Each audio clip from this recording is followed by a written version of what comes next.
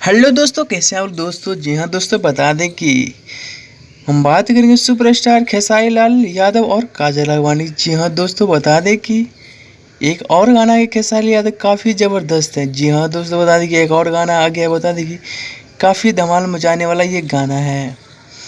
जी हाँ दोस्तों, बता दें कि गाने का नाम है कमरिया कसलेवा साड़ी से। जी हाँ दोस्तों, बता दें काफ़ी ज़बरदस्त सॉन्ग है ये। और बता दें कि ये गाना रिलीज हो चुका है। जी हाँ दोस्तों, बताऊँ कि आप लोगों को ये गाना रिलीज हो चुका है। अगर आपने नहीं देखा है तो ज़रूर जाके देखें इस गाने को, और उम्मीद है कि ये गाना आपको बेहद पसंद आएगा। जी हाँ दोस्तों, बता दें कि खेसारी लाल के ऑफिशियल यूट्यूब चैनल पर अपलोड किया गया है।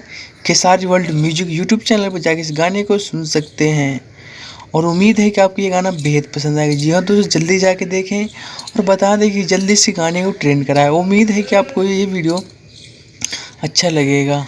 दोस्तों, अगर आप हमारे यूट्यूब चैनल पर पहले और चैनल को सब्सक्राइब कर ले और बेल आइकन प्रेस कर ले, ताकि हमारे वीडियो की नोटिफिकेशन अब तक पहुंचता रहे सबसे पहले। थैंक यू दोस्तों, बाय बाय। अब मिलेंगे नेक्स्ट वीडियो में।